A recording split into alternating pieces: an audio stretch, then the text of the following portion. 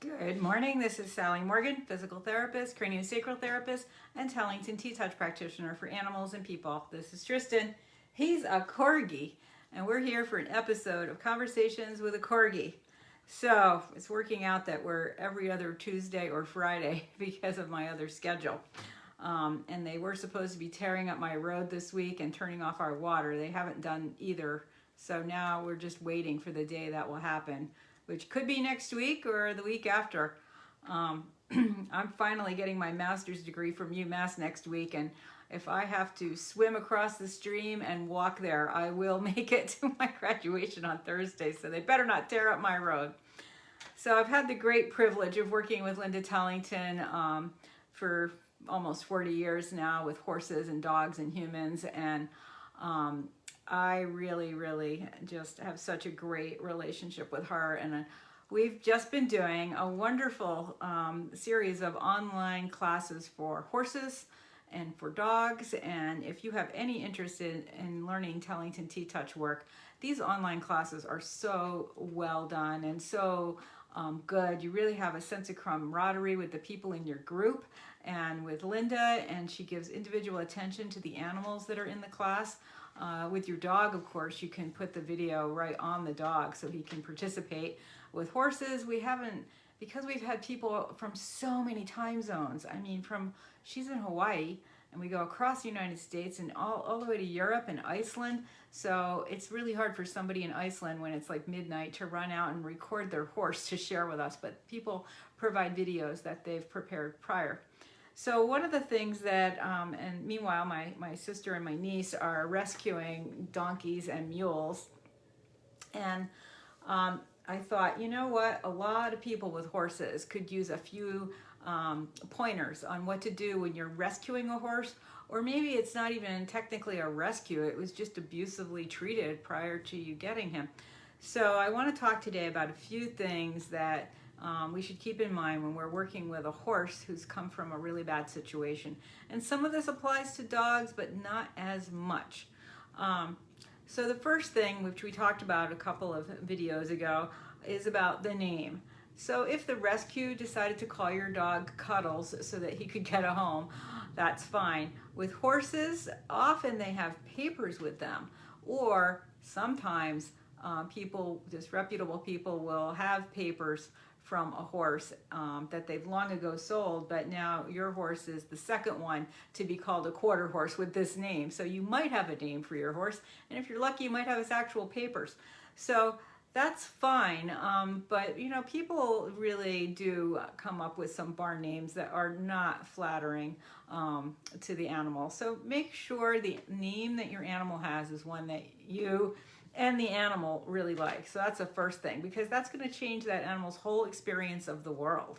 And we've seen that with our dogs and our cats. I mean, when you've got my friend, she has a Corgi named Jane, and she calls her Grumpy Jane.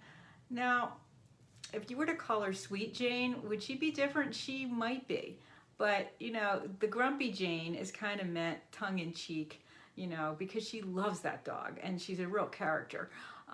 But make sure it's something that works for both of you. Like if I were saying Grumpy Jane, I might have this sense of getting ready to bite me. But when she says it and Jane's a little snarky, it might be, oh, Grumpy Jane, cut that out, which is a very different thing. So the name has to fit both of you. And the second thing with horses, and this is so important, horses are handled primarily from their left side. And the other side, the right side of the horse, is called the off side. And people do everything from the left side. They put the saddle on, they put the bridle on, they put the halter on. It's the first side you brush. The first time you go up to the horse in the pasture, usually it's on that side. And if an animal's been abused, they can be, you know, ready to duck or shy away from a hand or a person on that side of them. So one of the interesting things about animals that I learned thanks to Dr. Wallace when I was in PT school, and I knew this anyway, but the corpus callosum, the central fibers in the animal's brains, are much less dense than they are in humans. So what that means is the right and left side of their brain is not as well connected as ours. And we certainly have seen through years of doing T-Touch with individual animals which T-Touch does connect more richly the two sides of the brain. We see changes in that. Of course, nobody's volunteering their horse. They spent 20 years T-Touch training for a cadaver study to really verify this, but they get to be, up in their behavior and training, much more flexible, going different directions. So when you're training a horse, you know, this is a common thing for a 4-H kid or a beginner rider to say, oh, I can't get the left lead and he's so good the other way. Now there's many reasons for that, but part of it can be, you know, physical issues in his body, but part of it is that people think just because you've got something going one side that the horse should get it the other way automatically, and that doesn't translate for horses, which in the case of a rescued horse is a great thing. So as T-Touch practitioners, we learn this, which is when you've got this rescued horse or one that's been really abused prior to you getting her, work on the right side. This will be a whole new experience to the horse. It's going to be a very different way for you to be with the horse. So you're going to be in a different mindset. You won't be on autopilot. It's going to make you a little more aware of what you're doing. You're going to be thinking, oh, wait, how do I hold the saddle when I'm putting it on from this side? Or, you know, how am I going to do the halter? Because the hook is always on the other side. So now you've got to get the hook on the right side to be the one you're undoing, or just put it on a different way, or maybe even use a different halter. I mean, the equipment for horses is so ingrained, everything does up on the left. So just try to teach yourself how to do things from the other side, particularly leading the horse, brushing the horse, approaching the horse, and just hanging out with them on that other side, because they will not be as wary if they've been abused from the other side, from the left side, if you are on their right side. And it gives you this rich possibility of reaching the horse in a new way, because now you're giving them an experience they probably have never had. And I know when I've taught T-Touch clinics, it's been really amazing, because one of the early things we do with the humans is have them lead the horse from the other side. And the horses are great. The people are like, oh my God, I don't know how to hold the rope. Which hand's doing what? And if you're holding a T-Touch wand to lead the horse, then you're like, oh my gosh, I've got a wand and a rein in my hand. How am I going to do this? So it's a good learning experience for both of you, and it really, really can benefit an animal that's come from a bad situation to have you be on the right side of their body. Now with dogs, we don't see this so much because, you know, people put the leash on from wherever they are. However, leaning over a dog that's been abused is never a good idea. It's not a good idea with other dogs that you don't know either. So with dogs, we can kind of do a similar thing by getting down low and asking them to come to us to put the leash on. So you can do that with treats, and of course with T-Touches once they come to you, because it feels good and it's different. So that's the third thing I can say about getting a rescued animal. Do T-Touches on them to improve your relationship. And that is a 1 1/4 circle with your fingers, and there's many, many early episodes of Conversations with a Corgi, like 60, all about how to do T-Touch. And it's great for, oh my gosh, he has a huge tick on his ear, poor little fella. We'll get that after this. So especially around the base of the ear and around the shoulders are great places to do this work to help your animal bond with you when they've come from a rescue situation. They have an 8th chakra in this area. I think he's a little white right in that area over their heart. That chakra is to help them bond with us. So that's a great place to approach a rescued animal, a horse in particular, if you're working with them. And then we want to go towards them or have them come to us, but not like this. We want to use our hand this way. This is threatening. See, some of you probably backed up just watching this video. But if you put your hand this way and stroke, it's way, way, way less invasive and way more friendly. And animals like it. And with their face, just rub their faces. And you can really change their relationship with humans by changing their relationship with you in this way. And of course, some of the other tips are breathing. Be super aware of your own breathing. An animal who's been abused, and this goes for dogs too, are going to be wary as soon as they hear your footsteps coming up. They're going to be like, uh-oh, and hold their breath.